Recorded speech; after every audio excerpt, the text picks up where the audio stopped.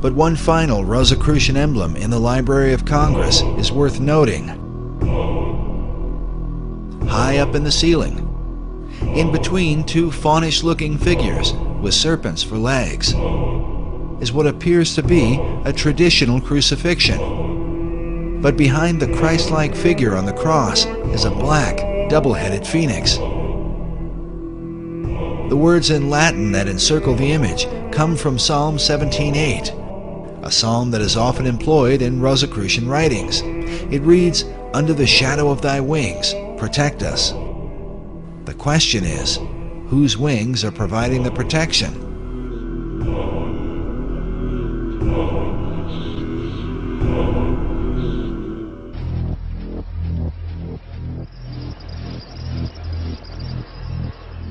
Beginning in the 1980s, a belief has slowly taken over the world. That neoliberal globalization, with its built-in self-regulating mechanisms, would finally do away with old institutions like the state and the military, and would usher the planet into an era of relative peace and prosperity. Free trade will bring on a Great Depression. 9/11 and the current economic crisis have shown that belief to be largely a myth. Many signs were already there. Markets have always relied on state power and military might. America's transformation from republic to economic superpower following World War II was accompanied by the creation of a global network of military bases, unlike any other in history. According to the Pentagon's Base Structure Report, today these amount to 716 in 38 countries. More than 250,000 soldiers are stationed on these bases. In addition to this, the US has a military presence in 110 countries around the world. A year after his election, Barack Obama approved the new administration's first military budget.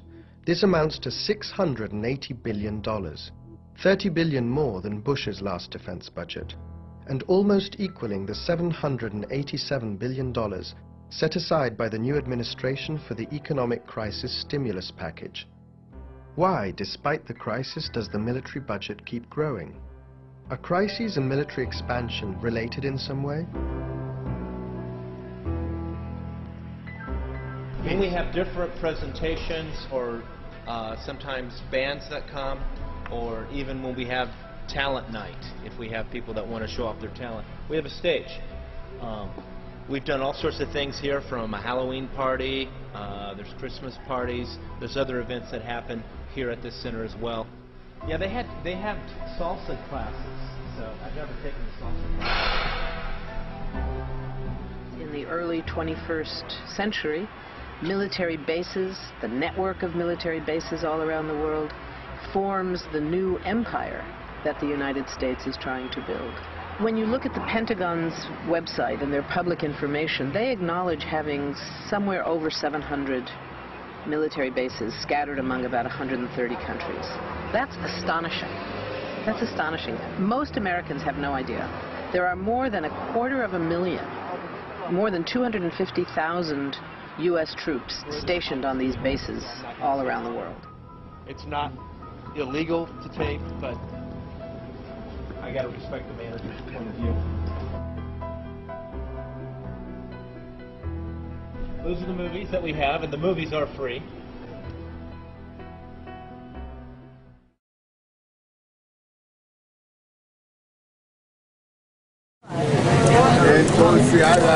Bringing in the morning catch in a quiet resort on Ecuador's Pacific coast, a scene common in any Latin American port town. But above the fishermen's heads, look closer. A U.S. military spy plane is on a mission to catch cocaine-loaded speedboats on this drug trade route. Launched from Manta, the only U.S. military base in South America, U.S. Commander Robert Leonard says counter-narcotics is the only mission for the aircraft. Potentially fishing boats that are moving illicit cargo, or the new threat, which is the semi-submersible. And they are assets that are on the surface of the ocean. That radar is looking on the surface of the ocean. It can't penetrate the jungle. But these operations are now shrouded in controversy. the attack by Colombian forces on a rebel camp in Ecuador has raised questions of whether these spy planes provided information for the attack, something the U.S. commander here denies. Here at Full Monte, that has nothing to do with our mission, and we had nothing to do with what happened then. In fact, during that particular date, the AWACS, which you see here behind us, were actually sitting here on the ramp. They weren't even flying on those days. The attack on the Colombian guerrilla camp provoked a regional crisis. Ecuador and Colombia broke diplomatic relations. Senior Ecuadorian officials resigned from their posts, and the American military operations are now in question. The surveillance these planes do are now a subject of investigation at the heart of the National Assembly in Ecuador. In addition to the investigation, Ecuador's lawmakers are proposing to ban all foreign military presence in the country. It's a direct swipe against the U.S. from a socialist government determined that the U.S. base should not be allowed to stay. I think it affects our national sovereignty. It's evident that the conduction of the operations are totally in the hands of the Americans. I would doubt that the United States would accept a Mexican or Canadian base in its territory.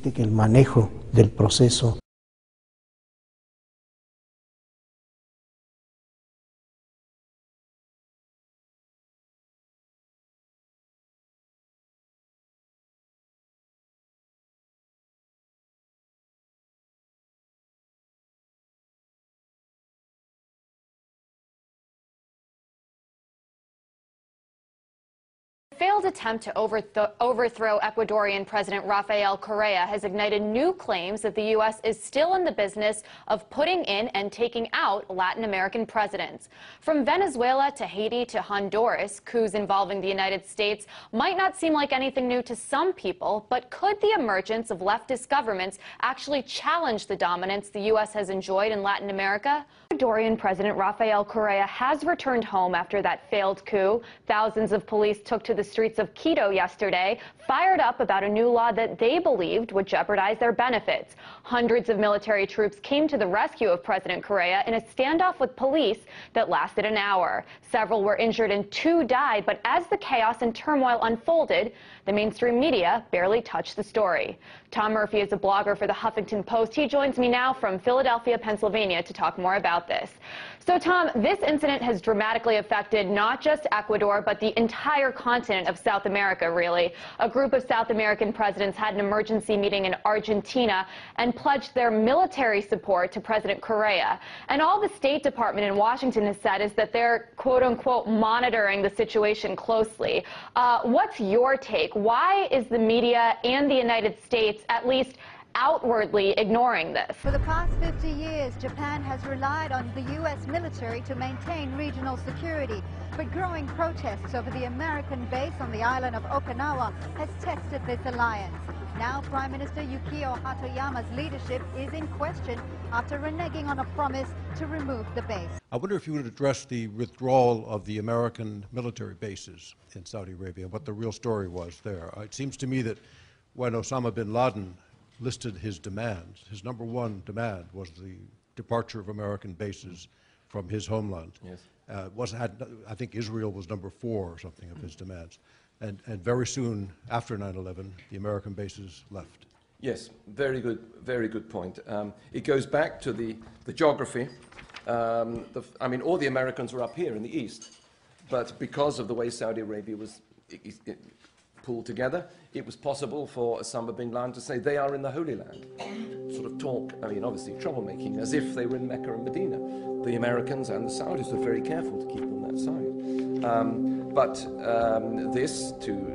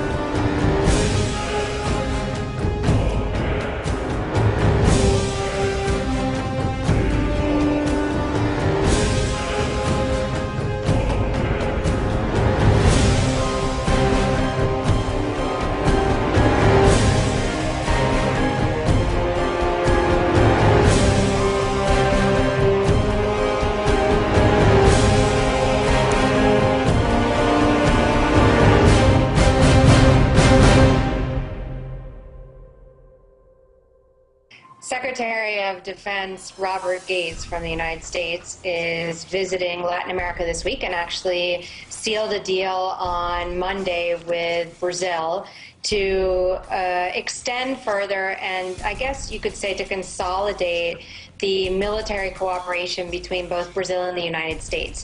So even though there has been no declaration or statement made officially by the Venezuelan government, there certainly is concern in the region, there's concern amongst the people of Venezuela and other nations in the region that this is yet another example of the U.S. disproportionately expanding their military presence in Latin America, as happened last year with Colombia, with the establishment of an agreement with the Colombian government between Washington and Colombia that will permit basically a territorial usage of Colombia in addition to 7 military bases for U.S. military purposes. And in fact, official documents from the U.S. Air Force talked about that agreement as necessary in order for the United States to execute full-spectrum military operations in South America and to combat what the United States considers a constant threat from so-called anti-U.S. government.